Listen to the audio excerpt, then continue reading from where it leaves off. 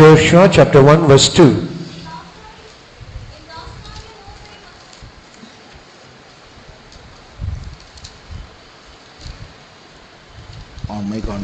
Moses, my servant, is dead. Now therefore arise, go over this Jordan, thou and all this people, unto the land which I do give to them, even to the children of Israel. மோசே மரித்து போனான். இந்த தாசனாகி மோசே மரித்து போனான். இப்பொழுது நீயும் இந்த ஜனங்கள் எல்லாரும் எழுந்து இந்த யோர்தானை கடந்து இஸ்ரவேல் புத்திரருக்கு நான் கொடுக்கும் தேசத்துக்கு போங்கள். கர்த்தருக்கு ஸ்தோத்திரம். Praise the Lord. காலங்கள் மாறிக்கொண்டே இருக்கிறது. The times are changing. இன்னொரு வருஷம் முடிய போகிறது. Another year is going to end. வர போகிற வருஷம் இந்த வருஷத்தை விட இருண்ட வருஷமாய் உலகத்தில் இருக்க போகிறது. The coming year, more than this year, it is going to become a dark world in the next year. ஒரு வஞ்சனையான வெளிச்சம் ஜனங்களை மயக்கும். ஆனால் பகுத்தறிவுள்ளவர்கள் இருளை காண்பார்கள். A deceiving light, it can deceive the people of this world, but people of God, they can understand and discern this darkness. மோசே மரித்தார், ஆனால் பயணம் தொடர்ச்சியாய் நடக்க வேண்டும். Moses is dead, but however the journey has to continue.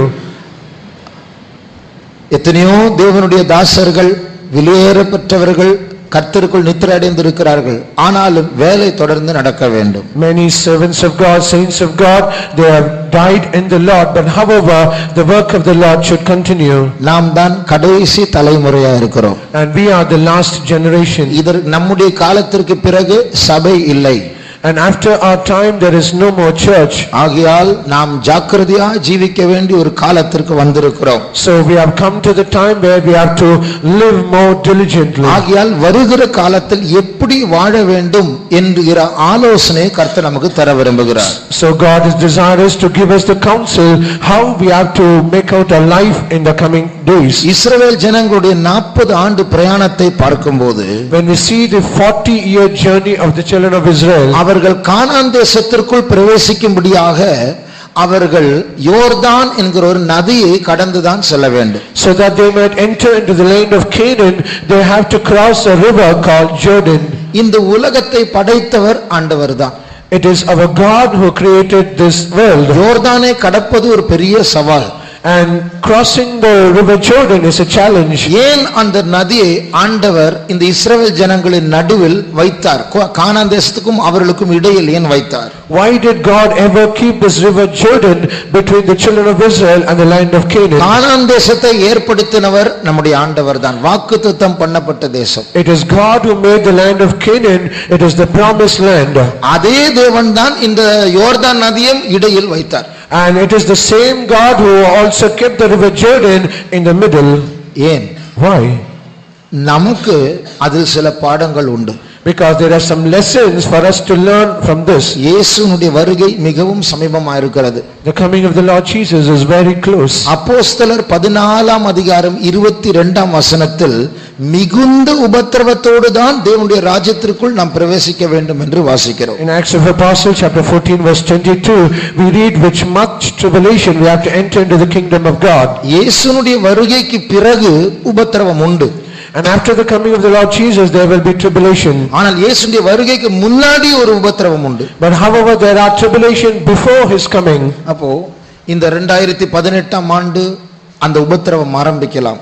Perhaps in the year 2018 that tribulation might start. ஆகையால் இப்படிப்பட்ட ஒரு காலத்தில் நாம் எப்படி இருக்க வேண்டும், எப்படி ஆயத்தப்பட வேண்டும் என்று நாம் அறிந்து கொள்ள வேண்டும். So at such a time as this we need to understand how we have to live and how to prepare ourselves. இஸ்ரவேல் ஜனங்கள் அந்த கானான் தேசத்திற்குள் போனதான அந்த காலம் யோர்தான் நதி பிரவாகித்து ஓடுகிறதான காலம். The time the children of Israel has to cross the river Jordan, it was the time when the river Jordan was flowing on its banks. Mic on பண்ணுங்க.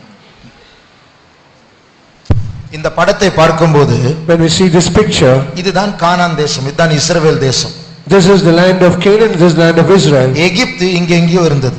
And Egypt is somewhere here. இஸ்ரவேல் ஜனங்கள் சுற்றி சுற்றி சுற்றி இப்படி போய் கானான் தேசத்துக்குள் இப்படி பிரவேசிக்கிறார். The children of Israel have to go round and round about, and they have to come the other way to this land of Canaan. இந்த இடத்தில் தான் யோர்தானை கடக்க வேண்டும். And at this place they have to cross river Jordan. இந்த யோர்தான் ஆரம்பிக்கிறதான இடம் ஒரு மலை பகுதி, எர்மோன் மலை என்கிற ஒரு மலை, அது இங்கே இருக்குது. அங்கிருந்து தான் யோர்தான் நதியே ஆரம்பிக்கிறது. The origin of river Jordan is the mountainous places called Hermon.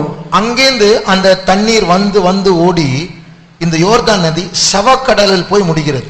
And from there it flows throughout the land, and finally it ends at the Dead Sea. நாமும் கானான் தேசம் கிட்ட வந்து விட்டோம். We are also come close to Canaan. நாமும் கடக்க வேண்டிய ஒரு யோர்தான் நதி உண்டு. We also have a Jordan that we have to cross. ஒரு சபையாக மிகுந்த, இப்ப நமக்கு எல்லாருக்கும் தனித்தனி பிரச்சனை உண்டு, ஆனால் இப்பொழுது ஒரு சபையாக மிகுந்த உபத்திரவத்திற்குள் பிரவேசிக்க போகிறோம். We individually have each one have our own problems, but however we will have a collective problem as a church. அவர்களுக்கு நடந்ததெல்லாம் நமக்கு திருஷ்டாந்தமாக எச்சரிக்கையாக எழுதப்பட்டிருக்கிறது. And all these things that happen in their lives are written for us as an example. இந்த கடைசி காலத்தில் இயேசுவின் வருகைக்கு முன்பாக முந்தின நாட்களை விட அதிக தீய சக்திகள் பாதாளத்திலிருந்து எழுப்பப்படுகிறது. At these last days before the coming of the Lord Jesus, more than the previous days of previous years, the more evil spirits are going to rise up from hell. சாத்தானுடைய ராஜ்யத்தை சேர்ந்த சில தீய சக்திகள் பூமியில் மனுஷர்கள் மத்தியில் செயல்பட்டு கொண்டிருக்கிறது.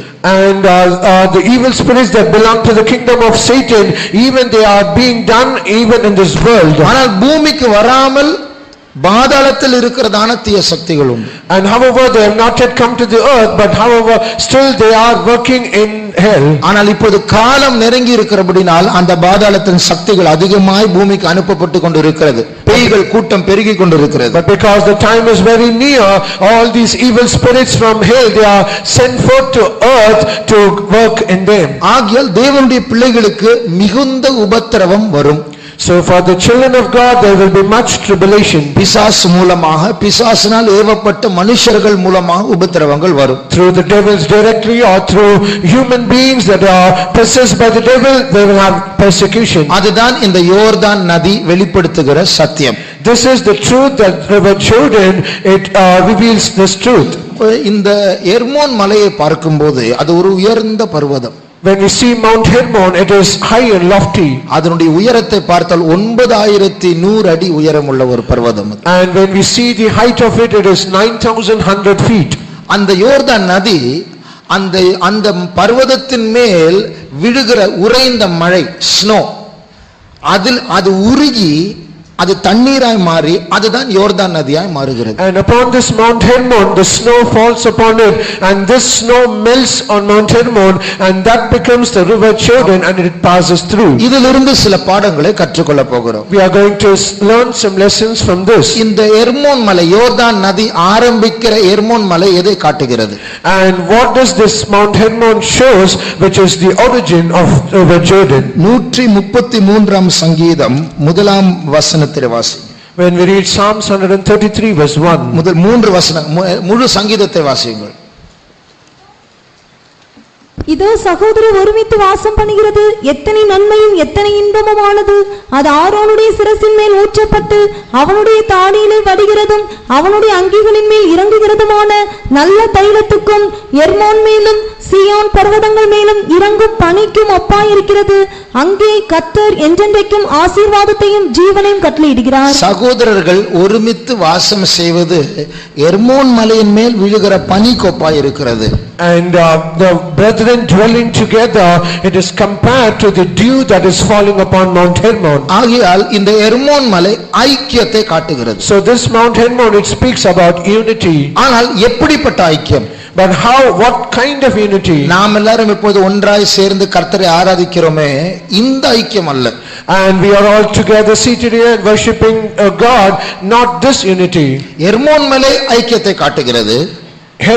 Mount Hermon speaks about unity. யோர்தான் நதி கடைசி கால பாடுகளை காட்டுகிறது. But however river Jordan, it speaks about the end time persecution. இந்த யோர்தான் நதி எர்மோன் மலையிலிருந்து ஆரம்பிக்கிறபடியால், because this river Jordan, it starts from Mount Hermon, இந்த எர்மோன் மலை பாடுகளின் ஐக்கியத்தை காட்டுகிறது. This Mount Hermon, it speaks about the fellowship of sufferings. பிலிப்பியர் 3ஆம் அதிகாரத்தினுடைய 10ஆம் வசனமா? Philippians 3:10. இப்படி நான் அவரையும் அவருடைய உயிர்த்தெழுதலின் வல்லமையையும் அவருடைய பாடுகளின் ஐக்கியத்தையும் அறிகிறதற்கும், அவருடைய பாடுகளின் ஐக்கியத்தை அறிவதற்கும், to understand, to know his fellowship of his sufferings.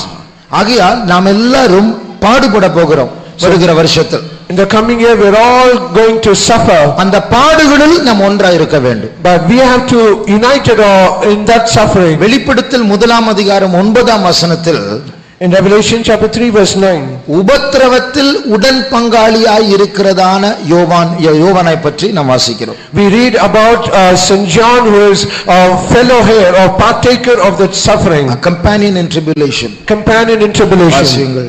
உங்கள் சகோதரனும் இயேசு கிறிஸ்துவின் நிமித்தம் வருகிற உபத்திரவத்திற்கும் அவருடைய ராஜ்யத்திற்கும் அவருடைய பொறுமைக்கும் உங்கள் உடன் பங்காளனுமாய் இருக்கிற யோவானாகிய நான். உபத்திரவத்தினுடைய உடன் பங்காளியாகிய இருக்கிற யோவானாகிய நான். St. John the divine was the companion of tribulation. சபை ஆரம்பிக்கும் போது பெரிய பிரச்சனைகள் உண்டாயிற்று. When the church was started, there was great problem. யோவானும் கூட இருந்த சீஷர்களும் விசுவாசிகளும் எல்லாரும் அதிகமாய் பாடுபட்டார்கள். And John, along with the disciples and the apostles, they were suffering so much. சபையின் சரித்திரம் முடிய போகிறது, மறுபடியும் பிரச்சனைகளோடு தான் முடிய போகிறது. The history of the church is going to end. Once again the problem, suffering is going to increase. அதுதான் யோர்தான் நதி. That is river Jordan. ஆகையால் நாம் எல்லாரும் பரிசுத்தவான்களோடு பாடுபடும்படியாக, அந்த பாடுகளின் ஐக்கியத்தில் சேரும்படியாக நாம் நம்முடைய இருதயங்களை ஆயத்தப்படுத்த வேண்டும். So we should all prepare our hearts so that we join along with the saints of God, and so that we might be united in the suffering. ஆகையால் ஆனால் இப்படிப்பட்ட பாடுகள் வரப்போது என்று சொல்லும்போது நமக்கு இயற்கையாக பயம் வரும். But naturally, when we hear we are going to have such suffering and persecution, naturally we'll get fear. இயற்கையாக பயம் வரும், ஆனால் பயப்பட வேண்டிய அவசியம் இல்லை. Naturally we'll be afraid, but there's no need to fear. அந்த பயத்தை அகற்றக்கூடிய பல காரியங்கள் நாம் இந்த யோர்தானில் பார்க்கலாம். But to remove all these aspects of fear, we can see in this river Jordan. ஒன்று, the first thing, இந்த உறைந்த மழை, அந்த பனி கட்டி உருகி அது யோர்தான் நதியாய் மாறுகிறது. One, this dew upon Mount Hermon, it is melting and it becomes as river Jordan. அந்த உருகுகிறதான உறைந்த மழை எதை காட்டுகிறது? And what is that snow that is melting? நமக்காக உருகுகிறதான தேவனுடைய அன்பின் உள்ளத்தை காட்டுகிறது. It speaks about the melting heart of a God who loves us. ஆகையால் பிசாசுடைய கூட்டங்கள் திரளாய் பெருகி நம்மை எதிர்க்க வந்தாலும், so even the hosts of the enemy or the devil, it is increasing and they are coming against us. ஆண்டவர் தான் அந்த சோதனை அனுமதிக்கிறார். It is God who permits the trial. இந்த யோர்தான் நதி எங்கே முடிகிறது? Where does this Jordan end? சவக்கடல், in the Dead Sea. இதே போல இந்த பிசாசுடைய வல்லமைகள் சபையை நம்ம எல்லாரையும் வாரி கொண்டு சவக்கடல், சாவு இருக்கிற இடம் அல்லது பாதாளத்திற்கு நம்மை கொண்டு போக அந்த பிசாசின் வல்லமைகள் கிரியை செய்கிறது. So all these powers of the devil, they are working against us so that they might sweep all of us into that Dead Sea. ஆனால் ஆண்டவர் தான் இதை அனுமதிக்கிறார். யோர்தான் நதி ஆண்டவர் தான் உண்டாக்கினார். இஸ்ரவேல் ஜனங்களை ஆண்டவர் தான் யோர்தான் நதியை கடக்க செய்தார். ஆண்டவர் தான் சொல்லுகிறார், மிகுந்த உபத்திரவத்தோடு தேவனுடைய ராஜ்யத்திற்குள் பிரவேசிக்க. It is God who created the Jordan River, and it is God who permitted this trial to the children of Israel, and however it is God who says that he will lead us to the end. ஆகையால் இந்த பாடுகளின் ஐக்கியத்தில் தேவனுடைய அன்பை அதிகமாக ருசிக்க வேண்டும். So in this suffering, fellowship of suffering, we have to taste the love of God more. எபேசியர் 3ஆம் அதிகாரம் 18 19 வசனங்களை வாசிக்கும்போது, when we read Ephesians chapter 3 verse 18 and 19, அங்கே நாம் தனியாக தேவனுடைய அன்பை ருசித்தால் போதாது, சகல பரிசுத்தவான்களோடு தேவனுடைய அன்பை ருசிக்க வேண்டும். we read, not only we should experience the love of God individually, but we have to experience the love of God with the saints of God collectively.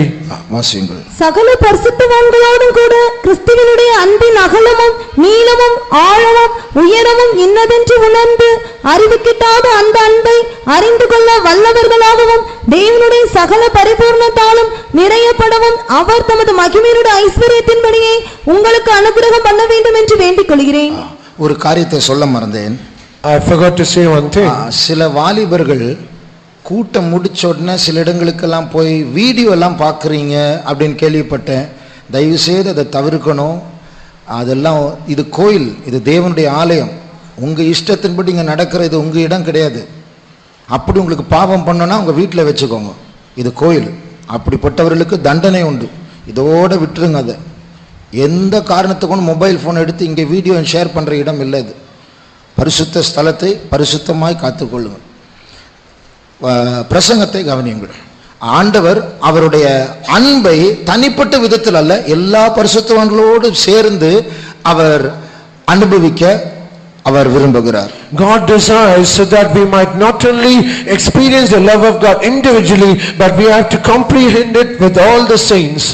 அப்போ இந்த யோர்தான் நதியை போல சோதனைகள் வருகிற நேரத்தில் இதில் தேவனுடைய உருகுகிற அன்பு மறைந்திருக்கிறது. When the trials comes like the river Jordan, we have the love of God, or the melting love of God that is hidden in it. தேவன் நம்மை நேசிக்கிறபடியால் தான் இந்த பாடுகளை அனுமதிக்கிறார். Because God is loving us so much, he is allowing such trials in us. உண்மையா அன்பு இருந்தா நம்ம பாடு அனுபவிக்க மாட்டோம் தானே. அது எப்படி அன்பு இருந்தா பாடுகளை அனுமதிக்கிறார்? And if at all he is loving us truly, he should never allow us all these sufferings. But why is he allowing such sufferings? நான் அடிக்கடி சொல்லுகிற ஒரு உதாரணம் உண்டு. And the example that I often say to you, நம்முடைய பிள்ளைகளை முதல் நாள் நம்முடைய சின்ன பிள்ளைகளை எல்கேஜிக்கு ஸ்கூலுக்கு அனுப்பும்போது, the first day that we send our child to the first day of the school, to the LKG, எல்லா பிள்ளைகளும் அழுவார்கள். every child will cry.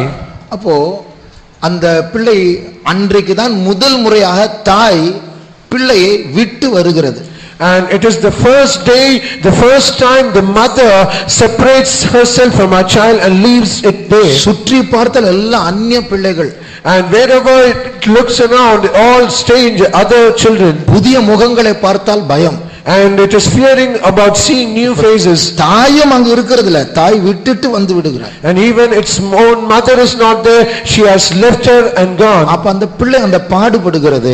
And the child is suffering there. அப்ப தாய் கூட்டிட்டு தானே போனோம், என் பிள்ளை பாடுபடக்கூடாதுன்னு சொல்லி வீட்டுக்கு கூட்டிட்டு போனோம்ல, படிக்காட்டா கூட பரவாயில்ல, ஏன் விட்டுட்டு வரும்? Is it not the mother has to take a child back without studying, she has to take it back? அதற்கு இப்ப புரியல. Because it does not understand now. இப்போது அழுதாலும் பரவாயில்லை, நாளைக்கு அழாது, நாளைக்கு புரியும். Even though it cries now, it is not able to understand, but tomorrow it can understand. அப்போ நாம் அந்த பிள்ளையை அந்த நேரத்தில் அழ விடுகிறோம், பாடுபட விடுகிறோம். So we allow the child to cry, to undergo that suffering. எதற்காக? Why?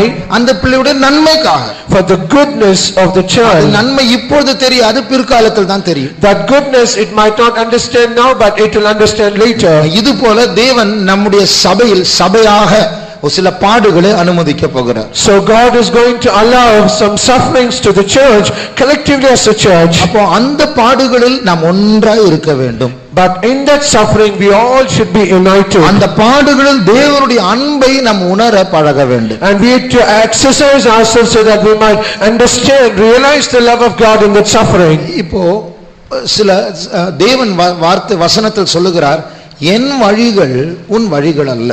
In few of the verses God says, your ways are not my ways. என் நினைவுகள் உன் நினைவுகள் அல்ல. My thoughts are not your thoughts. அதன் அர்த்தம் என்ன? What is the meaning? நாம் மனுஷர்களாகிய நாம் சிந்திக்கிற விதம் அது கொஞ்சம் வித்தியாசமா இருக்கும். We as human beings, அது ஒரு விதமா இருக்கும். The way that we think, it is entirely different. It is one way.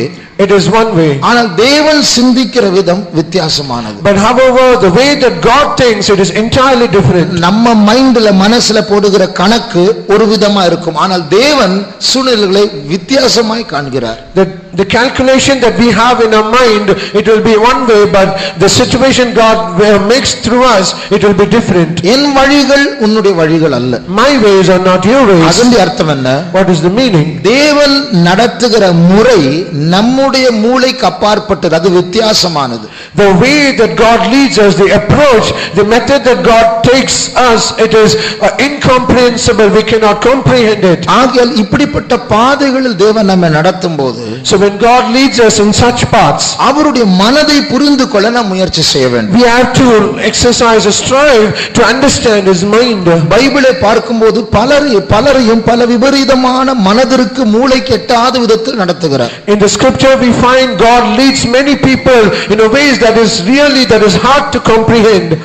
77ஆம் சங்கீதம் 19ஆம் வசனத்தை வாசிக்கும் போது, When we read Psalm 77 verse 19, தேவனுடைய வழிகள் சில நேரத்தில் மிஸ்டீரியஸ், ரகசியமாக புரிந்து கொள்ளாத வழிகளாய் இருக்கிறது. the ways of the Lord sometimes it is mysterious that could not be understood. உமது வழி கடலிலும் உமது பாதைகள் திரண்ட தண்ணீர்களிலும் இருந்தது, உமது காலடிகள் தெரியப்படாமற் போயிற்று. அப்போ தேவனுடைய பாதைகள் தண்ணீரில் இருக்கிறது போல, அது தெரியப்படாமல், அவருடைய அடிச்சுவடுகள் தெரியப்படாமல் போயிற்று. And the ways of God in the great waters and the footsteps, it is not known. நாம் அந்த அறியப்படாத பாதையில் அவருடைய வழிகளை புரிந்து கொள்ள முயற்சி செய்ய வேண்டும். But we have to take effort so that we might understand the paths that we are not known. யோபு சொல்லுகிறார், Job says, நான் முன்னாடி பார்த்தால் ஆண்டவரை காணோம், when I see in the front, God is not there. வலது பக்கத்தில் இடது பக்கத்தில் பார்த்தால் ஆண்டவரை When காணோம். I see to my right, to my left, I cannot see God. இந்த சோதனையில் தேவன் எங்கே இருக்கிறார் எனக்கு தெரியவில்லை. I am not able to understand where God is in my trial. ஏற்கனவே ஆண்டவர் கண்ணுக்கு தெரியாதவர், Already God is invisible. ஆனால் சூழ்நிலைகள் நலமாய் இருக்கும்போது இப்படி சேர்ந்து தேவனை ஆராதிக்கும் போது ஆவியில் அவருடைய சமூகத்தை உணர்கிறோம். And when situations are favorable, when we gather together and worship, we are rejoicing in the Spirit. சோதனை நேரத்தில் முக்கியமாக தேவனை தேவைப்படுகிறதான அந்த நேரத்தில் தான் அவர் மறைந்து விடுகிறார். But in times of trials, when we have to find our God, He is appearing as though He is not there. யோபில் அந்த வசனத்தை வாசிங்க. யோபு 23:8. 23:8. இதோ நான் முன்னாக போனாலும் அவர் இல்லை, பின்னாக போனாலும் அவரை காணேன், இடதுபுறத்தில் அவர் கிரியை செய்தும் அவரை காணேன், வலதுபுறத்திலும் நான் அவரை காணாதபடிக்கு ஒளித்திருக்கிறார். இப்படி அவரை காணோம். So He is not there. ஆனாலும் யோபுக்கு ஒரு காரியம் புரியுது. But however, Job was able to understand one thing. அடுத்த வசனம் வாசி. The next verse. ஆனாலும் நான் போகும் வழியை அவர் அறிவார், அவர் என்னை சோதித்த பின் நான் பொன்னாக விளங்குவேன். இது அவருக்கு தெரியும். And he knows it. தேவனை காணோம், God is not found. எப்படிப்பட்ட பாதையில நடத்துகிறார் எனக்கு புரியல. I am not able to understand in what kind of path he is leading me. ஆனா ஒண்ணு எனக்கு புரியுது. But one thing I know. அவருக்கு புரியுது என்று எனக்கு புரியுது. And I can understand that he understands. அதனால நாம் என்ன பண்ணணும், அவருடைய வழிகளை நாம் புரிந்து கொள்ள முயற்சி செய்ய வேண்டும். So we have to take effort so that we might understand his ways. பைபிளில் பார்க்கும்போது சாத்ராக் மேஷக் அபேத்நேகோவுக்கு ஆண்டவர் ஆச்சரியமான அந்த நெருப்பில் இருந்து விடுதலை கொடுத்தார். In the scripture when we read about Shadrach, Meshach and Abednego, God mysteriously delivers them out of the fire. ஆனால் புதிய ஏற்பாட்டில் பார்க்கும்போது அந்த எத்தனையோ முதல் நூற்றாண்டில் உள்ளதான சீஷர்கள், கிறிஸ்தவர்கள் நீரோ சக்கரவர்த்தியுடைய உபத்திரவத்தினால் அவர்கள் சுட்டரிக்கப்பட்டார்கள். அங்கே நான் நெருப்பிலிருந்து வெளியே கொண்டு வரல, அவர்கள் சாம்பலா மாறிட்டாங்க. And however in the New Testament during the reign of Nero the emperor, many Christians they were thrown into the fire and they were not delivered, but however they were made into ashes. அப்போ ஏன் ஆண்டவர் சிலரை விடுவிக்கிறார், சிலரை அப்படி இரையாக்குகிறார்? So why does God delivers few and why does God yield few? இதனால தான் தேவன் என் வழிகள் நினைவுகள் வித்தியாசமானது, நீ கேள்வி கேட்காது. So this is the reason God says my ways and my thoughts are different, do not ask questions. ஒரு நாள் என்னை தேவன் அப்படி ஒரு பாதையில் நடத்தினார். One day God led me in such a path. ஒரு பெரிய சோதனை அல்ல, ஒரு சின்ன சோதனை தான். It is not a great trial but a small one. நடத்திப்புக்காரர்கள் என்னை தப்பாய் புரிந்து கொள்ளக்கூடிய ஒரு பாதை. A path where the leaders they mistook me or mistaken me. நான் கேள்வி கேட்கவில்லை, I did not ask questions. அவர்கள் ஒரு காரியத்தை என்னை இப்படி சொன்னார்கள், இப்படி நீ இருக்க வேண்டும், செய்ய வேண்டும். And they said one thing to me saying you should be like this. சரி என்று சொன்னேன். I said okay. ஆனால் பல கேள்விகள் ஓடிக்கொண்டிருந்த மனதில். But however few questions it was rounding in my mind. யார் சொல்லி இருப்பாங்க என்னை பற்றி? Who done this thing or spoken against me to him. என்ன சொல்லியிருப்பாங்க? What they would have spoken. எதை கேட்டதுனால இப்படி சொல்றாங்க என்கிட்ட? And what did they hear and they said this thing? நம்ம எல்லாருக்கும் அப்படிப்பட்ட கேள்விகள் வரும். We all also have similar questions. அப்ப அந்த கேள்விகள் எழும்பும்போது ஒரு நாள் இந்த வாய்ஸ் ஆஃப் பென்டிகாஸ்ட் மேகசின்ல ஃபுட் நோட்ல அடியில பிளாக்ல டார்க் லெட்டர்ஸ் போல்ட் லெட்டர்ஸ்ல ஒரு வாசகம் இருந்தது. And while I was thinking like this, in one of the Voice of Pentecost magazine, at the footnote it was written, these words were written in bold. If you want to have a close walk with God, leave your questions unanswered. உனக்கு தேவனோடு ரொம்ப க்ளோஸா நடக்கணுமா, சில கேள்விகளுக்கு பதில் இல்லாமலே விட்டு விடு. If you want to have a close walk with God, leave your questions unanswered. அது ரொம்ப தொட்டது. நான் அப்பதான் கேள்வி கேட்டுட்டு இருக்கிற கரெக்ட்டா அந்த வார்த்தை வருது. And that really touched my heart, because that time only I'm just asking questions and directly it came to me. அதோட அர்த்தம் என் வழிகள் என் நினைவுகள் உன் நினைவுகள் அல்ல, உன் மூளை யூஸ் பண்ணாத, அப்படி விட்டுடு, நான் உன்னை நடத்துகிறேன். So the meaning is, your ways are not my ways, not my thoughts, so do not use your brains, leave it as it is.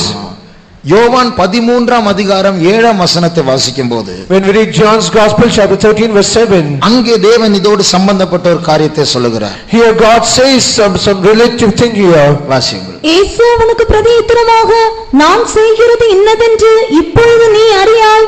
நான் செய்கிறது என்னதென்று இப்போது உங்களுக்கு தெரியாது, இனிமேல் அறிவாய் என்றார். இனிமேல் அறிவாய். You do not know the thing what I am doing it now, but you will know it later. அப்ப சில நேரங்களில் தேவன் நம்மை நடத்துகிற பாதை நம்முடைய மூளைக்கு எட்டாத புரிந்து கொள்ள முடியாத பாதைகளா இருக்கும். Sometimes the ways that God is leading us, it is incomprehensible and it is beyond our comprehension. யோர்தான் நதி குறுக்கிடும் போது, அதை கடந்து செல்லும் போது வருகிற பாடுகள் நம்முடைய மனதுக்கு எட்டாததா இருக்கலாம். And the sufferings that we go through when we go through the river Jordan experience, it might not reach our brains. சிலருக்கு விடுதலை கிடைக்கும், சிலருக்கு விடுதலை கிடைக்காது. Some people they will get deliverance and some they will not. பேதுரு சிறைச்சாலை இருந்தார், யாக்கோபும் சிறைச்சாலையில் இருந்தார். பேதுரு விடுவிக்கப்பட்டார், யாக்கோபு கொல்லப்பட்டார். Peter was in prison as well as James was also in prison. Peter was delivered but James was beheaded. ரெண்டு பேரும் சீஷர்கள் தான். Both of them are disciples of God. சொல்லப்போனால் யாக்கோபு இயேசுடைய ஒரு விதத்தில் சொந்தக்காரர். And even more in detail we can say James is a close relative of Jesus. ரெண்டு சீஷர்களை ஆண்டவர் வித்தியாசமா நடத்த, ஒருத்தர் சாகுறார், ஒருத்தர் விடுவிக்கப்படுகிறார். God is leading these two disciples in different way. One is delivered and one is killed. அப்போ முடிந்தால் தேவனுடைய வழிகளை புரிந்து கொள்ள வேண்டும், இல்லை என்றால் அவரை நம்பி விட்டுவிட வேண்டும். If possible we have to try to understand the ways of God, or else we have to leave it as it is. யோவான் 21ஆம் அதிகாரம் 22ஆம் வசனம் வாசிக்கும்போது, when we read John's Gospel 21 verse 22, யோவானுடைய முடிவை பற்றி இயேசு பேசும்போது, when Jesus speaks about the end of John, பேதுருவிடத்தில் ஆண்டவர் கேட்க, உனக்கு என்ன? and looking unto Peter asked, what is that to you? வாசியுங்கள். அதற்கு இயேசு, நான் வருமளவும் இவன் இருக்க எனக்கு சித்தமானால் உனக்கென்ன, நீ என்னை பின்பற்றி வா என்றார். நீ என்ன பின்பற்றி வா, அடுத்த ஆள் கேள்வி எல்லாம் நீ கேட்காத. You follow me, you do not ask questions about others. அப்ப சில நேரத்துல God won't explain, ஆண்டவர் விளக்கம் சொல்ல மாட்டார். Sometimes God will not explain. அப்ப அது தேவனுடைய உரிமை. நாம் இப்பொழுது நாம் கேட்டோமே தீர்க்க தரிசனத்தில், நீ எனக்கு சொந்தம் நான் உனக்கு சொந்தம், ரெண்டு முறை ஆண்டவர் பேசினார். And because it is the right of God, as he spoke to us in the prophecies, I belong to you and you belong to me. அப்படி இருக்கும்போது நம்முடைய உரிமைகளை அவர் நம்மை எப்படி வேண்டும் என்றாலும் நடத்தலாம் என்று கொடுத்து விட வேண்டும். So if that be so, we have to give all our rights so that God might lead us in any way that he likes. ஒன்று நமக்கு தெரியும், அவர் நம்மை தவறாகவே நடத்த மாட்டார். But one thing that we all know is he will never lead us in a wrong way. அடுத்தது நமக்கு தெரியும், அவர் நம்மை நடத்தும்போது எங்கேயும் குழிக்குள்ள விட மாட்டார். Next thing that we all know is when he leads us, he will never allow us to fall us in a pit. இந்த சவக்கடல், அதை பற்றி நீங்கள் கேள்விப்பட்டிருக்காரு, பயங்கரமான உப்பு கடல் என்று மறுபெயர் அதற்கு. And you all know well this Dead Sea is another name called, it is a salt sea. அதுல யாரும் மூழ்க மாட்டாங்க. No one will drown in it. அதுக்குள்ள குதிச்சு அப்படி மிதக்கிட்டே இருப்பாங்க. Because if you jump onto it, you will be floating. என்னுடைய தகப்பன் அங்க போயிருக்கிறார், அவர் சொன்னார் அப்படி. And my father has been there and he said to to me. அப்போ இது சாவுக்கு நடத்துகிற சோதனையா இருந்தாலும் கொல்லுகிறது போல் வருகிற சோதனையாலும் இது அழிவுக்குரிய சோதனை அல்ல, இது நம்மை கானான் தேசத்துக்காய் தகுதிப்படுத்துகிற சோதனை. Though it is a path or a trial that leads us to death or make us to be killed, but however it is not a path to destruction, but it is a path that where we might overcome our trial. Hermon மலையிலிருந்து பெய்கிறதான பனி அதுதான் யோர்தான் நதியாய் மாறுகிறது. And the dew that is falling upon Mount Hermon, it becomes river Jordan. அது பாடுகளின் ஐக்கியமா இருக்கிறது. It is the fellowship of suffering. ஆனால் 3ஆம் வசனத்தில் அந்த 133ஆம் சங்கீதம் கடைசி வசனத்தில் அங்கே தேவன் நித்திய ஜீவனை கட்டளையிட்டார். And in Psalms 133 the last verse we see, from there God commands eternal life. ஆகையால் நமக்கு வரப்போகிற சோதனைகள் இது நம்மை ப்ரமோட் பண்ணுகிற உயர்த்த போகிற சோதனைகள். So the trials that are going to come to us are trials that can promote us. ஆகையால் தேவன் நம்மை விபரீதமான பாதையில் நடத்தினாலும் அவரை நான் நம்ப பழக வேண்டும். So God might lead us in all these different paths, we have to trust in him. யோவான் ஸ்நானகனுடைய கடைசி நாட்களை பார்க்கும்போது, when we see the last days of John the Baptist, அவர்தான் இயேசுவை இன்ட்ரோடியூஸ் பண்ணிவிட்டார், அறிமுகப்படுத்தினார் உலகத்திற்கு. and he is the person who introduced Jesus to the world. இதோ உலகத்தின் பாவத்தை சுமந்து தீர்க்கிற தேவாட்டுக்குட்டி, behold the Lamb of God which takes the sin of mankind. கொஞ்ச நாள் பொறுத்து யோவான் ஸ்நானகன் ஜெயிலுக்கு போயிட்டார். And after few days John the Baptist was imprisoned. அப்போ இயேசு எத்தனை அற்புதங்களை செஞ்சார். Jesus performed so many miracles. ஏன் யோவான் ஸ்நானகனை ஜெயிலில் இருந்து வெளியே கொண்டு வந்திருக்கலாமே? Why could he not bring John the Baptist out of the prison? தலை வெட்டுவதற்கு ஆண்டவர் இடம் கொடுத்தார். Why did he allow for him to be beheaded? இதுதான் தேவனுடைய ஆச்சரியமான வழிகள். This is the mysterious ways of God. அப்போ ஒருவேளை மரணத்தின் சூழ்நிலைகள் வரலாம். Perhaps there might be times of death. ஆனால் அது பயப்பட வேண்டிய ஒரு காரியம் அல்ல. But that is never to be feared. John Wesley அவர்கள் கிறிஸ்தவர்களை பற்றி சொன்னார், our people die well. நம்முடைய ஜனங்கள் நன்றாய் மரிக்கிறார்கள். John Wesley said about the Christians, our people die well. நம்ம உண்மையான கிறிஸ்தவர்கள் வாழ்க்கையை பற்றி எப்படி நினைக்கிறார்களோ சாவை பற்றி நினைக்க வேண்டும். True Christians, as they think about their life, they also should think about their death. அமெரிக்காவில் பல வருடங்களுக்கு முன்பாக சிகாகோ என்கிறதான பட்டணம் நினைக்கிறேன், அங்க ஒரு பெரிய விளம்பரத்தில் மெயின் ரோடில் ஒரே வார்த்தை எழுதப்பட்டது, இட்டர்னிட்டி, நித்தியம், அவ்வளவுதான், ஒரே வார்த்தை. And in few years ago in America, I think it is in Chicago, there is one banner that was written in one word that is called eternity. இது பப்ளிக் ஜனங்க எல்லாரும் அதை பார்த்துட்டு தான் போகணும். And all the public, they have to look and go. எல்லாரும் எதிர்த்துட்டாங்க, அந்த board எடுத்துருங்க, அது டிஸ்டர்ப் பண்ணுது எங்களை அப்படி. And everyone was resisting, saying, do not take the board out of us, it is disturbing us. Board எடுத்துட்டா நித்தியம் வராதா? Is it not that if the board is taken, will eternity not come? ஞானமுள்ளவர்கள் மரணத்துக்கு அப்பாற்பட்ட வாழ்க்கையை நினைக்க வேண்டும். The wise people, they should think about the life after death. நம்முடைய மரணத்தின் நாள் ஒரு நாள் வரப்போகிறது. There is one day, the day of death to us. எப்படி என்றைக்கு சாக போகிறோம் முக்கியம் அல்ல, எப்படி சாக போகிறோம். It is not important when we are going to die, but it is important how we are going to die. நேற்று நான் காத்திருப்பு கூட்டத்தில் கேட்டது, ஒவ்வொரு சோதனையும் ஒரு பரீட்சை போல, ஒரு எக்ஸாம் மாதிரி, அதை எழுதி எழுதி எழுதி ப்ரோமோட் ஆகணும். And yesterday tiring meeting, as we heard, every trial is like an exam. We have to write it down and we have to pass and we have to be promoted. ஒரு பையன் கிட்ட கேட்டா, என்ன படிச்சிருக்கிற? 9th 3rd year படிச்சிட்டு இருக்கற அப்படினா. And when I asked one boy, what class are you studying? He said, I am studying in the 3rd year of my 9th class.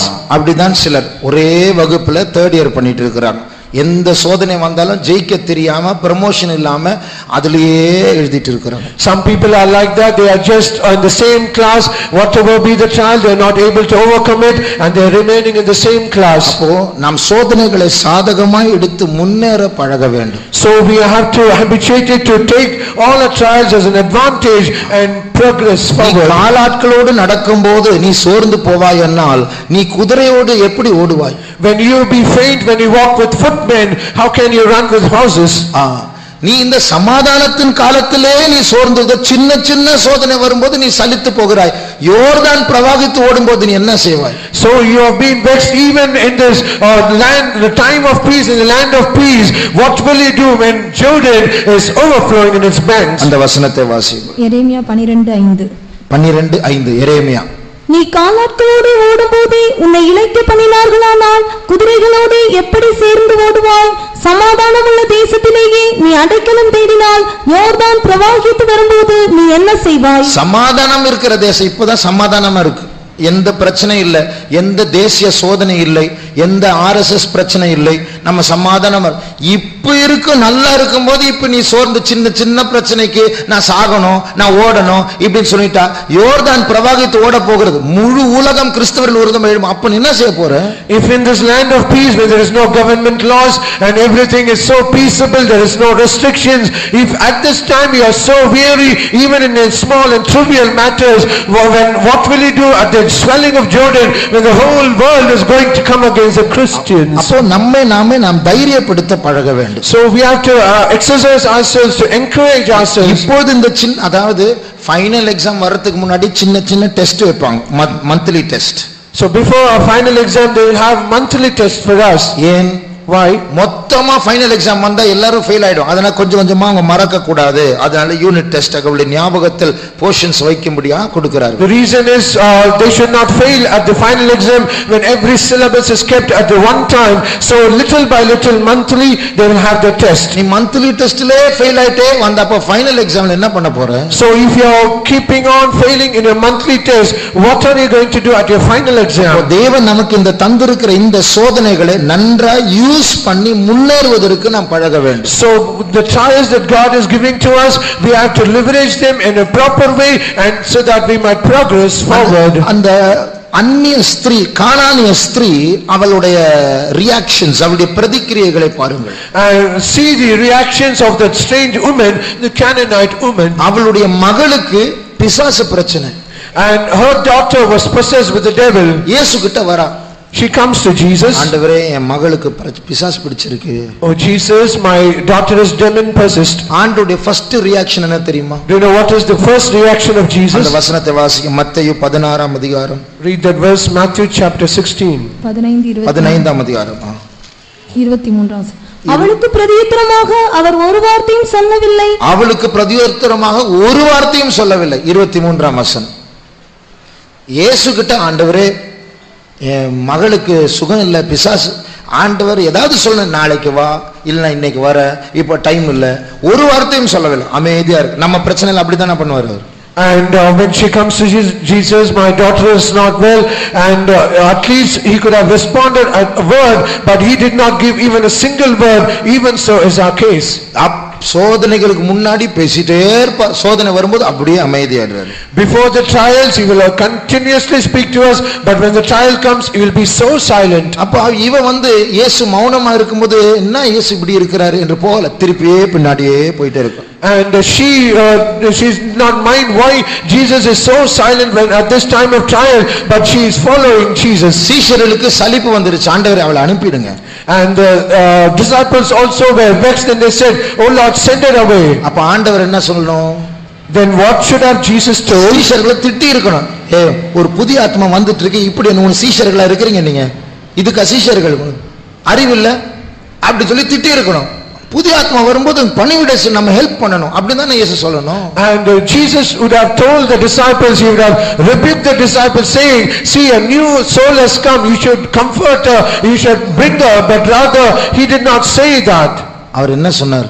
But what did he say? இந்த சீஷர்கள் ஆண்டவர் அனுப்பிடுங்க அவளை அப்படி சொன்னபோது, ஸ்திரீயே, நான் இஸ்ரவேல் ஜனங்களுக்கு மட்டும்தான் வந்திருக்கிறேன், நீ அந்நிய ஸ்திரீ, கானானிய ஸ்திரீ, உனக்கெல்லாம் நான் ஹெல்ப் பண்ண முடியாது என்று சொல்ல மாதிரி ஒரு வார்த்தை சொல்லிட்டார். And he appears as though he is joining along with the disciples and says, oh woman, I am come for my children, the children of Israel, and not to strange people. You are an alien or strange woman, I can help you. 24வது வசனம் வாசி. 23 24 23 24. அவளுக்கு பிரதியுத்தரமாக அவர் ஒரு வார்த்தையும் சொல்லவில்லை.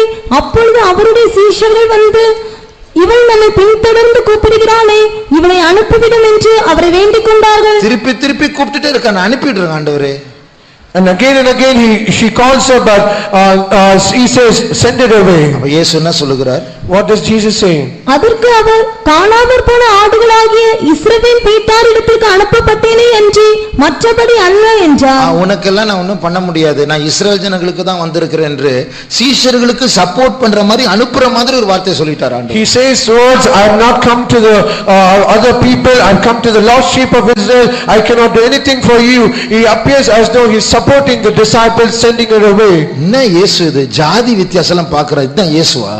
And we might think that what kind of Jesus is he is find discriminations about caste and religion. இப்படி சொல்ல வேண்டிய ஸ்திரீ இயேசுவிடத்துல திருப்பி போய் ப்ளீஸ் ஹெல்ப் பண்ண ஆண்டவரே. And the woman who is supposed to say all these words, she is coming again to Jesus, please Jesus help me. மூன்றாவது அடி கொடுக்கிறார் ஆண்டவர். And Jesus giving the third beating. பாருமா, நான் வந்து பிள்ளைகளுடைய அப்பத்தை எடுத்து நாய்க்கு எல்லாம் போட்டுட்டு இருக்க முடியாது. And he says, oh woman, see, I cannot throw all the bread that belongs to the children to the dogs. நாயா அப்படின்னு சொல்லிட்டு இனி சர்ச்சுக்கே வர மாட்டேன் அப்படின்னு சொல்லிருக்கு. And she would have thought, is it I'm a dog, no more I will ever come to the church. அவ என்ன சொன்ன? மேய்தான் ஆண்டவரே, நாய்தான் ஆண்டவரே.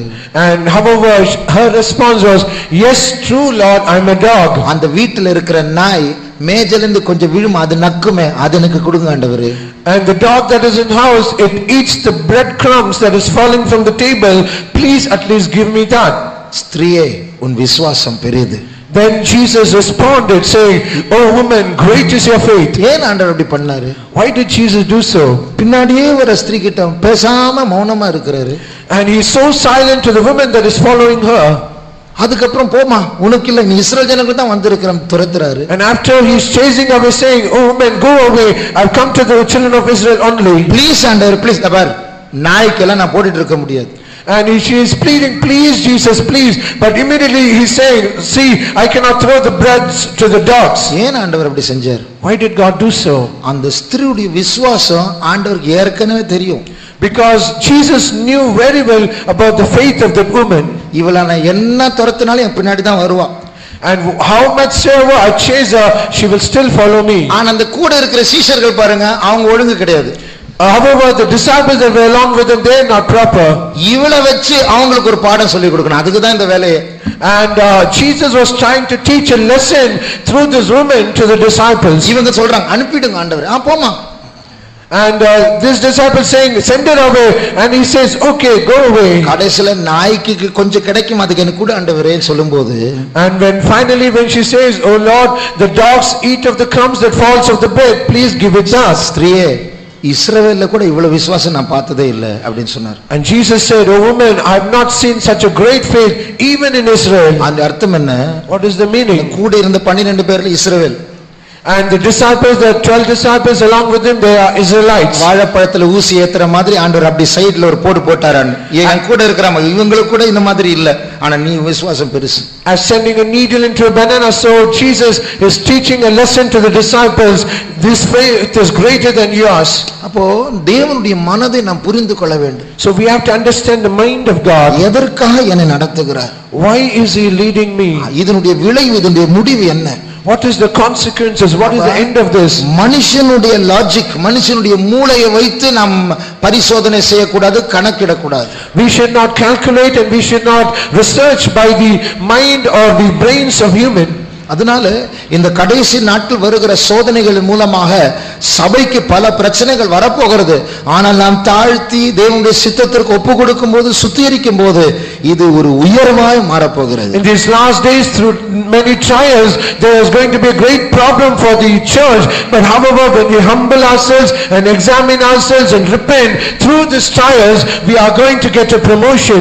ஆரம்பத்தில் நாம் வாசித்த வசனத்தில் ஆண்டவர் சொல்லுகிறார், இஸ்ரவேல் ஜனங்களே எழும்புங்க, யோர்தானை கடந்து போங்க என்று சொல்லுகிறார். In the key verse that we read, Jesus is looking at the children of Israel saying, "O children of Israel, awake and cross the Jordan." அப்போ ஆண்டவர் தான் இந்த சோதனைகளை கொண்டு வர போகிறார். It is God who is going to bring all these trials. 5ஆம் வசனத்தில் ஆண்டவர் யோசுவாவை பார்த்து என்ன சொல்லுகிறார்? In the 5th verse, what does God says looking into Joshua? நான் மோசேயோடு இருந்தது போல உன்னோடு இருப்பேன். As I was with Moses, I'm going to be with you. மோசேக்கு ஆண்டவர் ஒரு கோலை கொடுத்தார். God gave a rod to Moses. மோசேக்கு ஆண்டவர் அதிகாரத்தை கொடுத்தார். God gave authority to Moses. அதே அதிகாரத்தை உன்னோடு கொடுப்பேன் நான். And God is going to give us the same authority to you. ஒருவனும் உனக்கு முன்னாடி நிக்க முடியாது. No man will be able to stand before you. அதே போல ஆண்டவர் நம்மை பல சோதனைகள் வழி அனுப்புவார். அதே நேரத்தில் அவருடைய அதிகாரத்தையும் அவர் அனுப்புவார். So also God will lead us in many trials, but at the same time he will give the appropriate authority to us. அதாவது யோர்தான் பிரவாகித்து ஓடக்கூடிய காலம் அது. Because that is the time when Jordan was overflowing on its banks. காலை வைக்க முடியாது, ஆளை இழுத்துட்டு போய்டும். Because you cannot even set your foot upon it, it will just wash you away. ஆனால் அப்படிப்பட்ட ஒரு யோர்தான் நதியில் ஆசாரியர்கள் காலை வைக்கும்போது அது குவிந்து நின்றது அந்த தண்ணீர். And at such a Jordan, when the foot of the priest was placed on it, Jordan stood up as a heap. இது போல இந்த வருகிற வருடத்தில் வரப்போகிற பாடுகளை சந்திக்கும்படியா நாம் ஒப்பு கொடுக்கும்போது, so also when we yield ourselves to encounter all the trials and the sufferings that is about to come in the next year, ஒன்று அந்த பாடுகளின் ஐக்கியத்தில் தேவனுடைய அன்பை, அந்த உருகுகிற தேவனுடைய இருதயத்தினுடைய துடிப்பை நாம் உணர போகிறோம். First we are going to realize the love of God, the heartbeat of our God, the love of God that is hidden in it. இரண்டாவது அந்த சவக்கடல் நாம் மூழ்காமல் மிதக்குகிறது போல இந்த சோதனைகள் மூலமாக அழிவு வராது, உயர்வு வர போகிறது. Secondly, as people are floating on the Dead Sea, the end of these trials, it is not destruction but it is promotion to us. மூன்றாவது, அப்படி சாத்தானுடைய கூட்டம் சபைக்கு விரோதமாய் வரும்போது, வெள்ளம் போல் சத்துரு வரும்போது, கர்த்தர் அவருடைய ஊழியக்காரர்கள் மூலமாக அவருடைய அதிகாரத்தை வெளிப்படுத்த போகிறார். Thirdly, when Satan he comes against the church with many of his trials, as though when the enemy comes in the flood, God through the saints of God, he is going to give us the authority. அது மாத்திரமல்ல, not only that, இந்த யோர்தானை கடப்பதற்கு சில ரகசியமான இடங்கள் இருக்கு. To cross this Jordan, there are some secret places. அது தமிழில் துறைகள் என்று சொல்வோம், இங்கிலீஷ்ல fords. அதாவது வெளியில தெரியாது, தண்ணிக்குள்ள ஆழமில்லாத சில மேடான இடங்கள் இருக்கு. அதுல நடந்தா மூழ்க மாட்டோம். In English it is said like fords, wherein there are inside the waters there are places where it is waters are shallow and it is not deep enough. யோசுவா 2ஆம் அதிகாரம் 7ஆம் வசனத்தை வாசியுங்கள். Let's read Joshua chapter 2 verse 7. அந்த மனுஷர் யோர்தானுக்கு போகிற வழியில் துறைகள் மட்டும் அவர்களை தேட போனார்கள். துறைகள் மட்டும், அந்த துறைகள் தான் இந்த fords, அந்த தண்ணிக்குள்ள மறைந்திருக்கிற மேடான இடங்கள். And that is the fords, there are higher places where it is hidden under the water. அப்போ இது எல்லாருக்கும் தெரியாது. So not anyone can see it. யோர்தானில் பழகினவர்களுக்கு மட்டும்தான் அந்த fords, அந்த மேடான இடம், துறைகள் எங்கே இருக்குன்னு தெரியும். Only people who are more familiar with Jordan, they can understand where are these fords. இது தேவனுடைய கிருபையை காட்டுகிறது. This speaks about the grace of God. அது ஒரு மறைந்திருக்கிற ரகசியமாய் வெளிப்படுகிற ஒரு கிருபை அது. That is the hidden grace that is manifesting hidden in a secret place. அடிக்கடி சோதனைகளை சந்திக்கிறவர்களுக்கு இந்த கிருபை எப்படி பெற்றுக்கொள்ளலாம் என்ற அந்த ரகசியத்தை அவர்கள் புரிந்து கொள்வார்கள். Many people who are often they are encountering their trials, they can understand where this grace is hidden. அந்த இடத்தில் நடந்தால் யோர்தானை கடக்கலாம். When we walk on such places, we can cross Jordan. The secret place of grace, அதாவது கிருபையினுடைய ரகசியமான இடம். The secret places of grace. அப்போ தேவன் அவருடைய கிருபை அதிகமாய் தருவார்.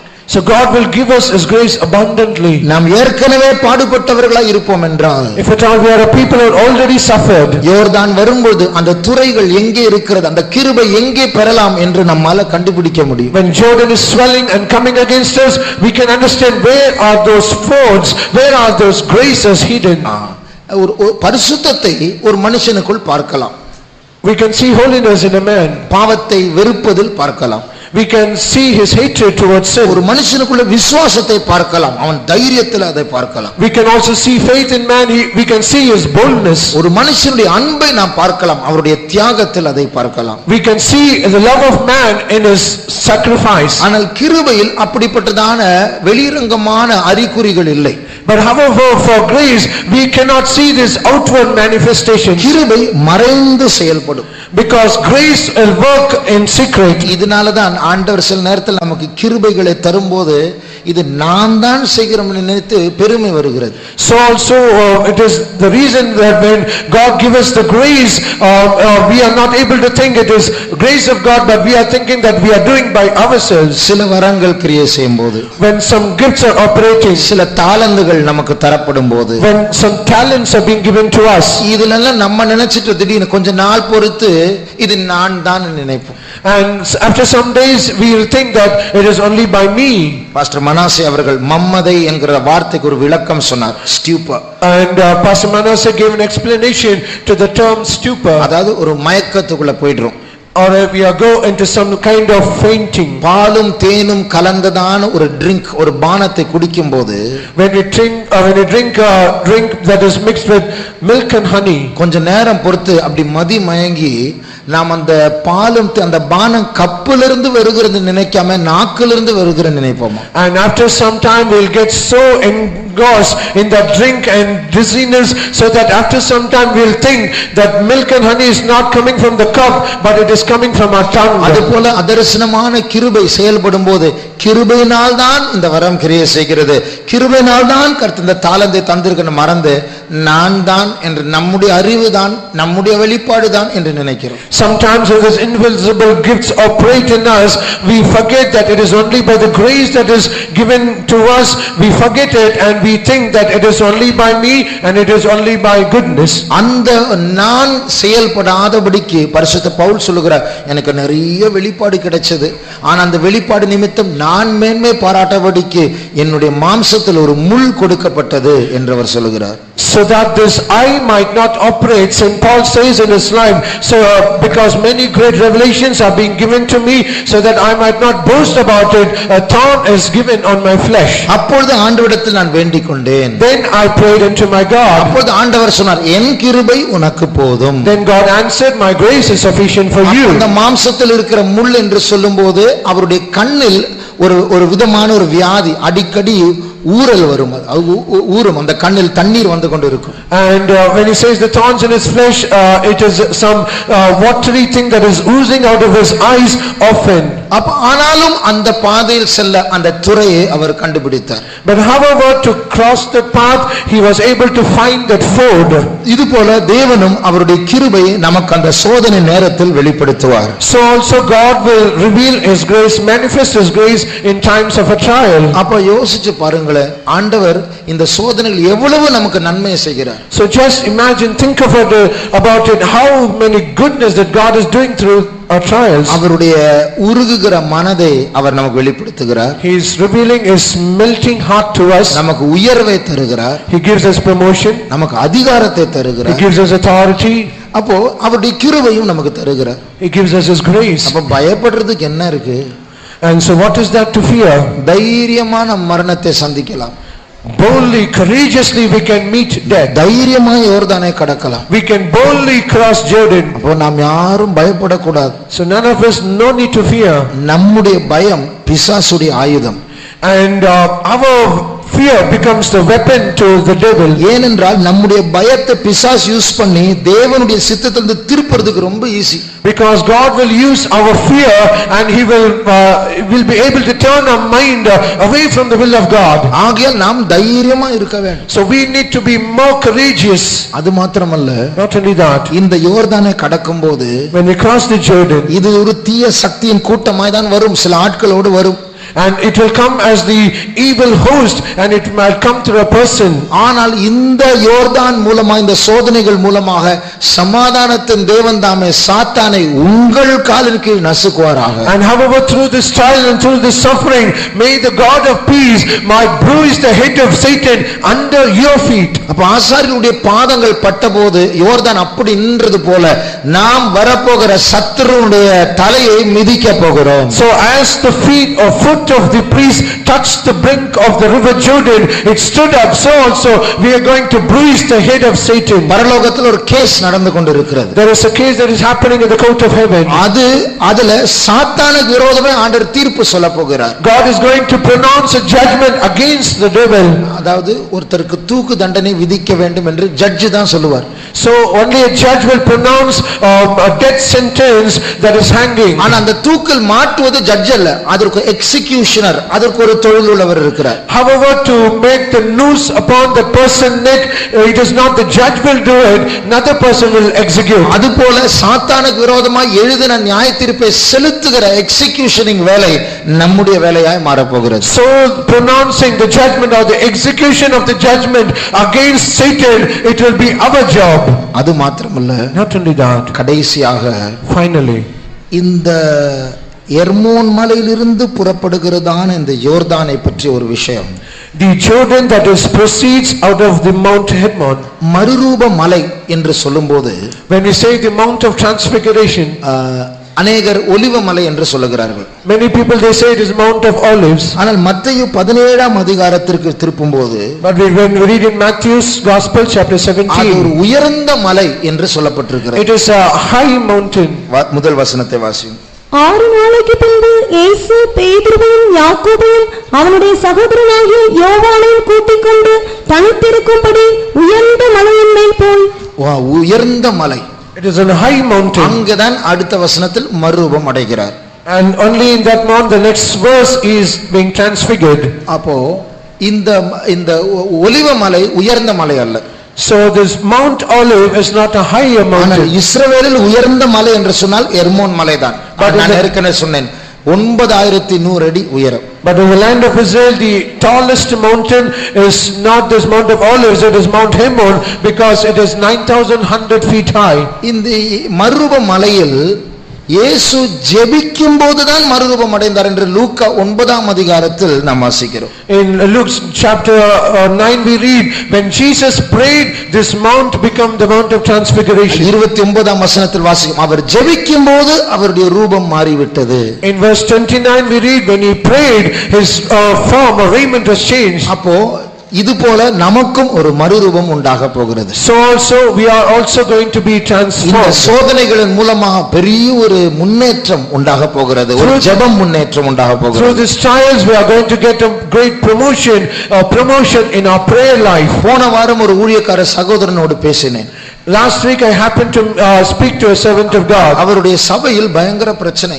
In his church there is great problem. ஆனா அவர் சொன்னார், ஆனால் இது நிமித்தம் எங்களுடைய சர்ச்சில் ஜெபம் பயங்கரமாய் பெருகி இருக்கிறது. And however he said to me, because of this problem prayers have been increased more in our church. அதுபோல மொத்தமாக பிசாசு சபையாக நம்மை தாக்க வரும்போது, so also when Satan comes collectively to attack us, சபையினுடைய ஜெப ஜீவியம் பெருக போகிறது. the prayer life of the church is going to increase. அந்த ஜெப ஜீவியம் ஒரு பிரசவ வேதனையாய் மாற போகிறது. The prayer life it is going to become a birth pain. அந்த பிரசவ வேதனையில் ஒரு ஆண் பிள்ளை பிறக்க போகிறது. And through the travailing a man child is going to born. ஒரு கூட்டம் ஜனம் யோர்தானை கடந்து கானான் தேசத்துக்குள் பிரவேசிக்க போகிறார்கள். Meaning that one group of people they are going to cross the river of Jordan and they are going to reach Canaan. ஆகையால் நம்முடைய ஜெபம் நம்மை மறுரூபப்படுத்த போகிறது. So our prayer is going to transform us. ஆகையால் இந்த யோர்தான் அவ்வளவு ஆசீர்வாதமான யோர்தான். ஒரே ஒரு காரியம் பாடுகள், ஆனால் மற்றது எல்லாமே ஆசீர்வாதம் தான். So this Jordan is so blessed, only one thing is suffering, but apart from all these things it is altogether blessed. நம்முடைய கண்களை மூடுவோமா? Let us close our eyes. தேவன் நமக்கு இந்த கடைசி நாட்களில் கடந்து செல்லக்கூடிய ஒரு யோர்தானை வைத்திருக்கிறார்.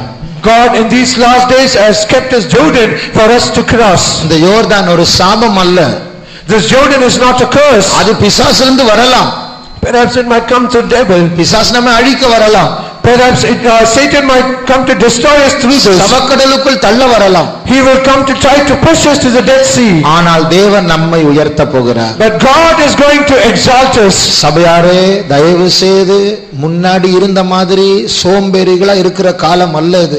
Oh church of God, you cannot be as lazy as you were earlier. பல வருடத்திற்கு முன்பாக 1980ஆம் ஆண்டுகளில்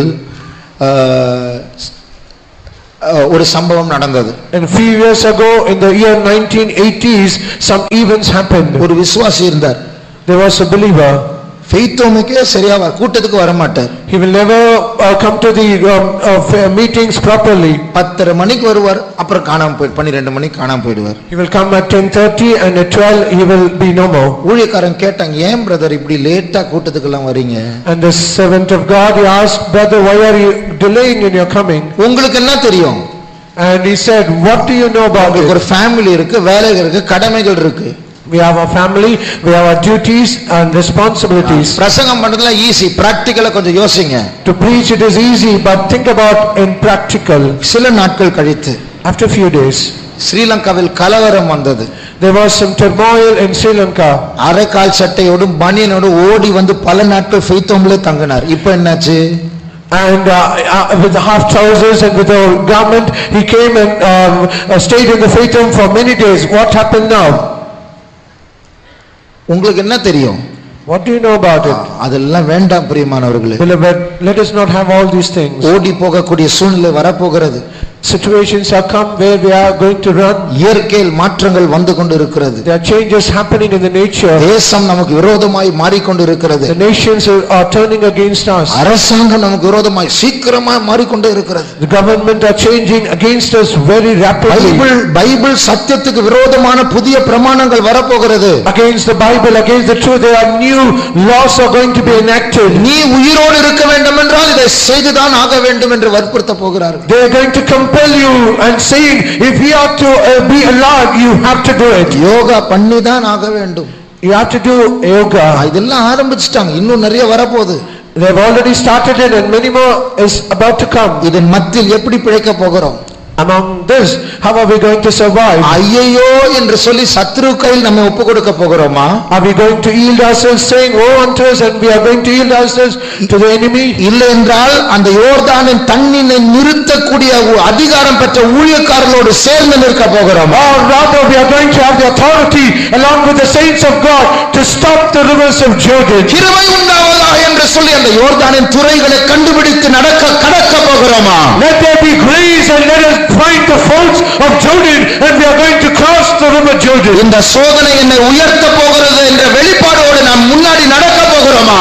Or we are going to have a revelation of crossing this Jordan with our faults. என் சரீரம் கெட்டு போனாலும் என் ஆத்துமாவை கர்த்தர் பாதுகாப்பார். Though my body is going spoiled, God will protect and preserve my soul. ஒரு அழகான ஒரு வசனம் உண்டு. We have a beautiful verse. இரண்டாம் வருகை பற்றி சொல்லும்போது, when Jesus says about his second coming, உங்களில் சிலரை மரணத்திற்கு ஒப்பு கொடுப்பார்கள்.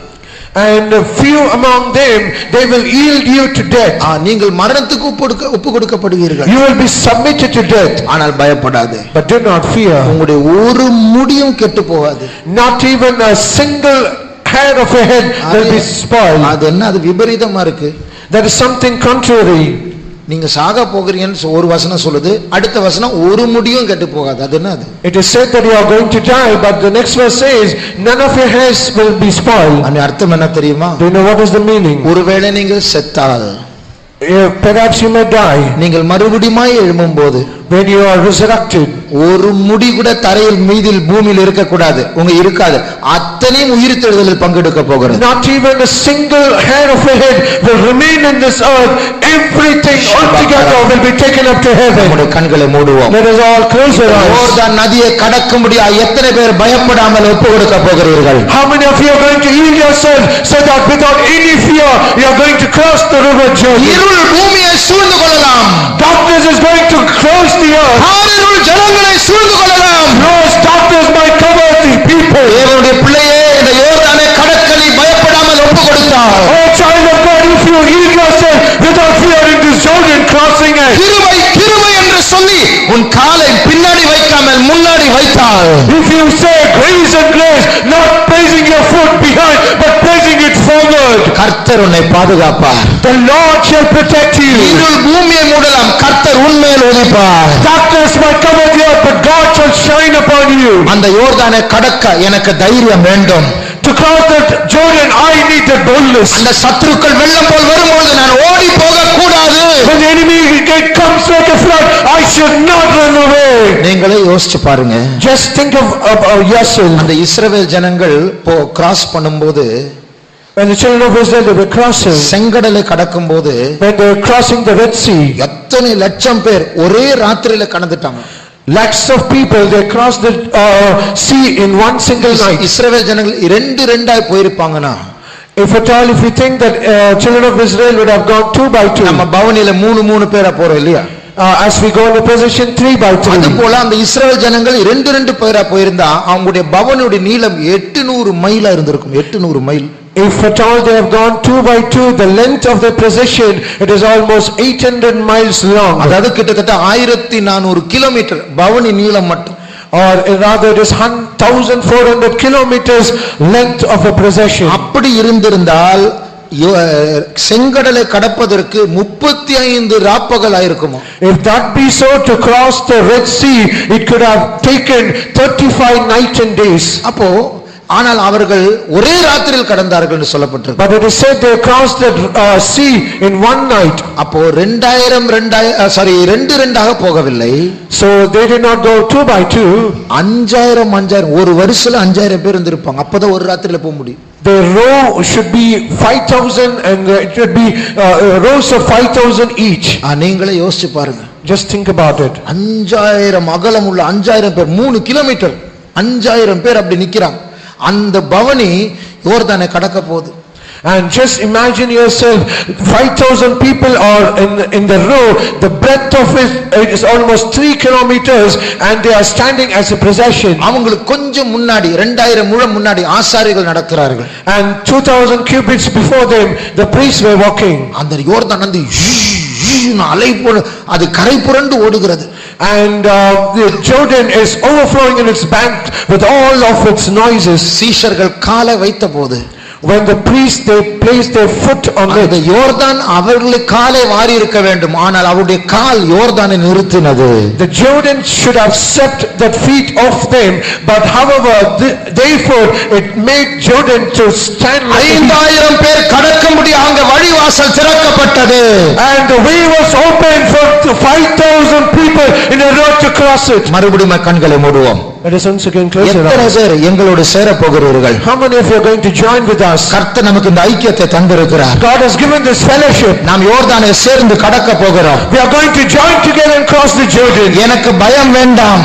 I do not need fear. எனக்கு விசுவாசம் வேண்டும். I need faith. எனக்கு பரிசுத்தவான்கள் ஐக்கியம் வேண்டும். I need holiness. எனக்கு தேவனுடைய சமூகம் வேண்டும். I need the presence of God. நான் எனக்கு தேவன் தந்திருக்கிற சபையோடு இந்த ஐக்கியத்தோடு நான் கர்த்தரோடு நிற்க போகிறேன். I am going to stand along with the fellowship, the saints and this people of God. ஒப்பு கொடுக்கிறவர்கள் வலது கரத்தை உயர்த்துவோமாக. all those people who yield, lift up your right hand. கர்த்தர் நம்மை கண்டு கொண்டு இருக்கிறார். the Lord is seeing us. கரங்களை கீழே போடுவோம். Let us put down our உங்கள் hands. மேல் ஒரு அபிஷேகம் இப்போது வரப்போகிறது. An anointing is going to come upon you. யோர்தானை கடக்கிறதான அந்த டைம் வந்தபோது, when the time has come they have to cross Jordan. யோசுவாவுக்கு முன்னாடி ஒரு உயர்ந்த மனுஷன் நின்று கொண்டிருந்தார். and before Joshua there was a tall man standing before him. யோசுவாவுக்கு அந்த ஆளை புரியல யாருன்னு. and Joshua was not able to understand who that man was. யோசுவா கேட்க, நீங்க எங்களோடு சேர்ந்து இருக்கிறீங்களா எங்க சத்துருக்களோடு சேர்ந்து இருக்கிறீங்களா? Joshua asked the person, are you joined with us or with our enemies? அந்த தூதன் சொன்னா, நான் உன்னோடும் சேரவில்லை சத்துரோடும் சேரவில்லை, தேவனுடைய சேனையினுடைய தலைவனாக நான் வந்திருக்கிறேன். and that man said, I am not joining with you or nor your enemies, but I have come as the captain of the host of the army of God. அதனுடைய அர்த்தம் என்ன? what is the meaning? நான் உன்னோடு சேரவில்லை என்று சொன்னால் நான் உனக்கு சப்போர்ட் பண்ணவில்லை என்ற அர்த்தம் இல்ல. நீ என்னோடு இருக்கணும், நான் உன்னோடு இருக்க கூடாது.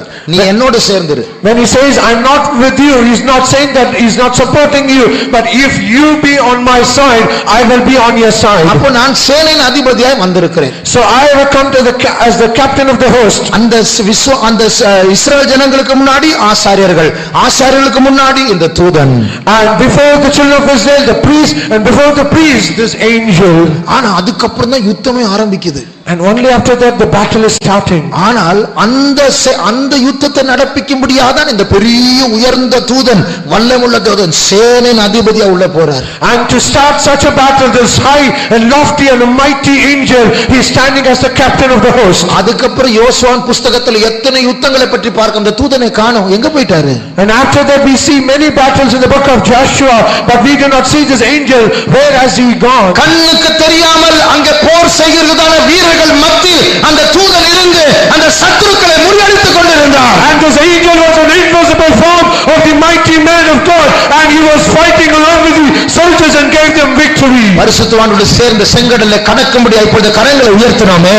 We have lifted our hands so that we might join along with the saints to cross. சேனையின் அதிபதியாக தூதன் அல்ல, கர்த்தரே நம்மத்தில் வந்து கொண்டிருக்கிறார். It is not the angel of God, but our God as the captain of the host. இந்த குடும்பத்திற்கு முன்பாக அவர் நடந்து கொண்டிருக்கிறார். And he is walking along before us to this meeting. இந்த சபையோடு அதரிசனமாக அவர் கூட இருக்க போகிறார். And he is going to be as an invisible God to this church. கர்த்தருடைய நேரம் வரைக்கும் ஒரு முடிவு ஒரு அறிவில்லாமல் தரையில் விழாது. Till the day appointed by God, none of your hair from your head shall fall down. இந்த சபையை நாம் விட்டு நாம் புதிய வருஷ ஆராதனையில் கலந்து கொள்வதற்கு முன்பாக நாம் ஒரு புதிய அபிஷேகத்தை பெற போகிறோம். Before leaving this hall, before entering to the new year, let us receive a new anointing. இந்த வருஷத்தில் இதுதான் கடைசி ஆராதனை. For this year, this is the last worship. அடுத்த வருஷம் மறுபடியும் வருவதற்கு முன்பாக இந்த இடத்தில் ஒரு அபிஷேகத்தை பெற்றுக்கொண்டு போவோமா? Before the next year comes to the church, let us receive a new anointing and go. யோர்தான் பிரவாகித்து ஓடுகிற நேரத்தில், at the time when the swelling of Jordan, பிசாசுகள் வெள்ளம் போல் வருகிற நேரத்தில், at the time the storm is coming like a flood, நீங்கள் பெறுகிற இந்த அபிஷேகத்தின் மூலமாக through the anointing that you are going to receive, நாம் பிசாசை பார்த்து பயப்பட போவதில்லை, பிசாசு நம்மை பார்த்து பயப்பட போகிறார். we are not going to fear about seeing the devil, but the devil is going to fear seeing us. அது நம்மை விட பலத்த ஜாதிகள் இருக்கட்டும், கர்த்தர் நமக்கு அபிஷேகத்தை தந்திருக்கிறார். Perhaps it might be greater nation than us, but God is going to give a mighty anointing. நான் மோசேயோடு இருந்தது போல உன்னோடு இருப்பேன். As I was with Moses, I will be with you. ஒருவனும் உனக்கு முன்பாக நிற்பதில்லை. No one can stand before you. Sri Rama காரியா சமானா மங்கரா.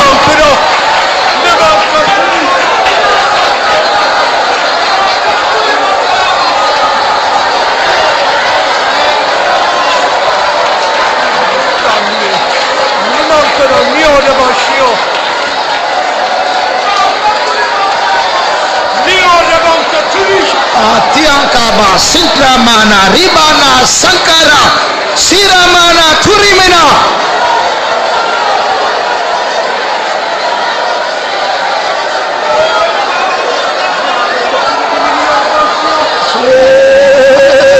Yes, thank you, Jesus. Thank you, Jesus. Thank you, Jesus. Yes, Lord. Jesus. Jesus. Thank you, Jesus. Thank you, Jesus. Thank you, Jesus. Praise you.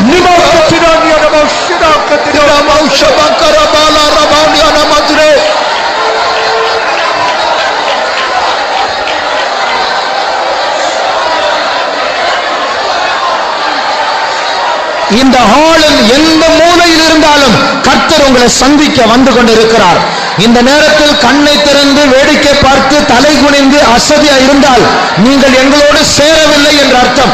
கரங்களை உயர்த்தினால் போதாது. கர்த்தர் இப்போது உங்களை ஆயத்தப்படுத்திக் கொண்டிருக்கிறார். சேனையின் அதிபதியாக நமக்குள் அவர் வாசம் செய்ய போகிறார். ஒவ்வொருவரும் போர் செவர்களாய் மாறுவோமா? கர்த்தர் தந்திருக்கிற வல்லமை பெற்றுக் கொள்வோமா?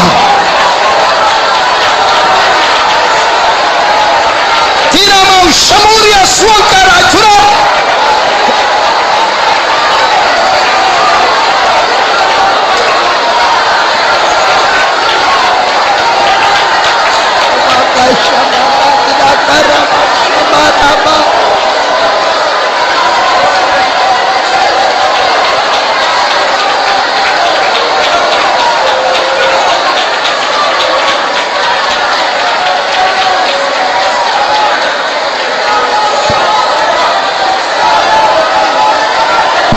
நாம் எல்லாரும் சேர்ந்து ஒரு பாட்டை பாட போகிறோம். அந்த பாட்டுடைய வார்த்தைகள் எல்லாருக்கும் தெரியாமல் இருக்கலாம். அந்த பாட்டுடைய வார்த்தைகள்: யோர்தான் நதியோரம் திகையாதே மனமே, யோசனையால் உன்னை கலக்காதே உள்ளமே, நீ பயப்படாதே, நீ கலங்காதே, வைப்பாய் உன் காலடி, பொற்பரன் சொற்படி, வானவர் இயேசு தம் வாக்கு மாறாரு, அவர் சொன்னபடி அவர் செய்வார், அதிகாரத்தை தருவார், ப்ரமோஷனை தருவார், கிருபையை தருவார், அவருடைய அன்பை உணர உதவி செய்வார், ஜெப ஜீவத்தை பெருக பண்ணுவார், அந்த யோர்தானின் மேல் அதிகாரத்தை தரப்போகிறார். அதற்கேற்ற ஒரு அபிஷேகத்தை நாம் பெற்றுக் கொள்வோமாக. யோர்தான் நதியோ திகையாதே மனமே, யோசனையால் உன்னை கலக்காதே உள்ளமே, யோர்தான் நதியோ திகையாதே மனமே, யோசனையால் உன்னை கலக்காதே உள்ளமே, வைப்பாயின் காலடி தப்பரன் சொற்படி, வைப்பாயின் காலடி தப்பரன் சொற்படி, வானவரே சுகம் காக்கும் மலரே, வானவரே சுகம் காக்கும் மலரே, வைப்பாயின் காலடி தப்பரன் சொற்படி, வைப்பாயின் காலடி தப்பரன் சொற்படி, வானவரே சுகம் காக்கும் மலரே, வானவரே சுகம் காக்கும் மலரே, வைப்பாயின் காலடி தப்பரன் சொற்படி, வைப்பாயின் காலடி தப்பரன் சொற்படி, வானவரே சுகம் காக்கும் மலரே, வானவரே சுகம் காக்கும் மலரே, தப்பரன் சொற்படி, வைப்பாயின் காலடி தப்பரன் சொற்படி, வானவரே சுகம் காக்கும் மலரே, வானவரே சுகம் காக்கும் மலரே.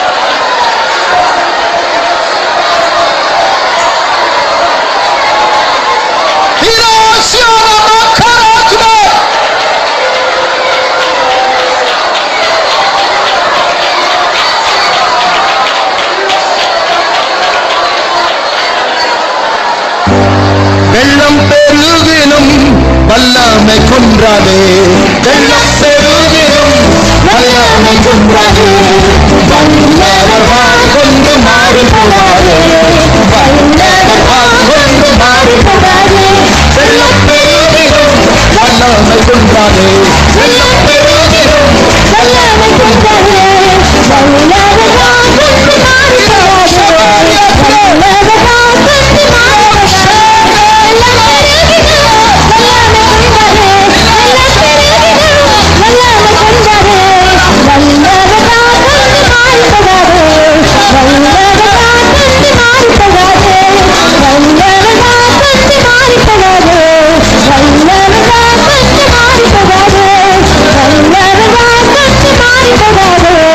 Vallava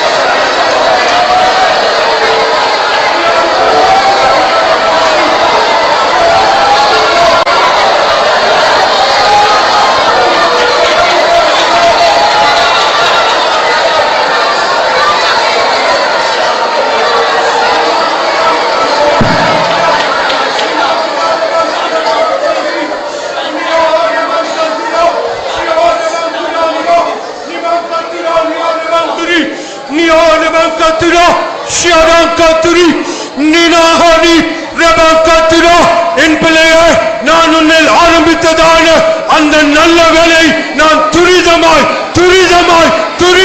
முடிக்க போகிறேன். My child, I'm going to finish that work that I've begun in you quickly, very quickly. அது உன்னால முடியாது, என்னுடைய ஆவியினால் அது ஆகும் என்று கர்த்தர் சொல்லுகிறார். You cannot, but I will do it by my spirit, says the Lord.